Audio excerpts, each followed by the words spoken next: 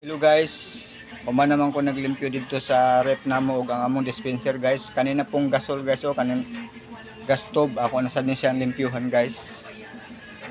Kayo kani dinhi guys kani yung burner. Daghan ng mga kailangan sa limpyuhan pud guys. Kani day guys bahin ani nagay gamayng tape guys, bahin aning mga tangke.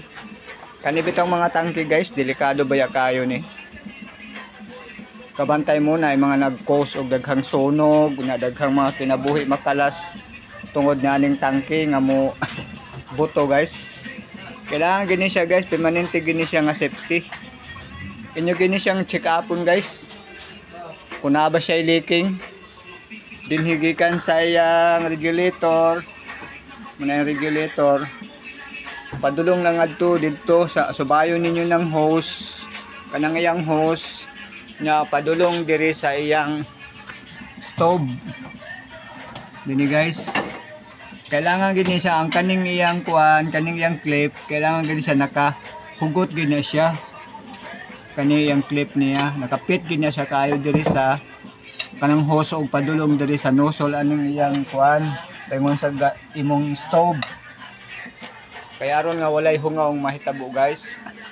Na kani guys, kanin din hinabod. Simple ra kayo ang pagdetect ani guys kung naay mga leaking manggaling, naay medyo naagali mo makuanan nga medyo naay baho. Kana leaking gina guys. Simple ra guys. Magbutang ra mo og kaning bula sa sabon. Anaon na inyong bula sa sabon Inyo ra nang pabulaan diha. Pabulaan ra ninyo na. Diha. Pabulaan ra ninyo ana. Para ninyo nagsabon. Sa unsang klase nga sabon guys, basta mo bula. Ana na ninyo. Makita man na ninyo kung naamang gali leaking niya kay kanang bula. Murag mo bubbles na siya. Oo. Oh, kita mo wala may ni bubbles. Bot pasabot. Wala siya leaking.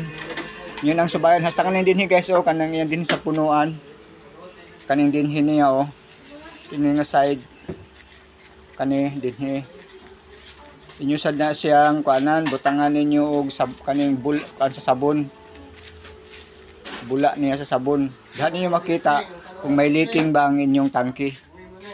Diya, delikado ba yung gining tangke guys? Kung naay magka kuan guys. Kani guys So makita man ninyo guys kung may leaking na siya. Kay kaning bula magbubbles na siya. So wala may nagbubbles, subot pa sabot wala leaking guys. So kailangan ganyo guys na check upon ganyo ni permining inyong tangke. Ay ganyan yung pasag din ni siya. Kaning iyang connection, kanidan niyang hose. Kung nahamang galing ni siya padulong nito sa inyong stove. Kailangan ganyo na siya check upon. Dayon ang kani po dire, check upon gihapon niyo na diha. Kung naa na siya leaking gihapon, butangan ninyo nagsabo, bula sa sabon. No. Makita man ninyo kung may leaking na siya kay kanang bula sa sabon magbubbles man na. Kato kay wala man guys, bot pasabot. Okay. So, ana ra guys, kasimple ang pag-detect kung naagaling mo mapamanihoan nga baho-baho, mga medyo baho sa yung tangke. Aniyo lang ang pag-check. Check ko ninyo nani gyud. Check gyud ni pirmi guys, ay gyud ni pasagde kay delikado ba yan Okay guys, kanira guys. Naot nakahatag ko og kaning kuan sa inyo hot tips kung unsaon ang pag-amping ng aning gasol. Thank you for watching guys. Bye-bye.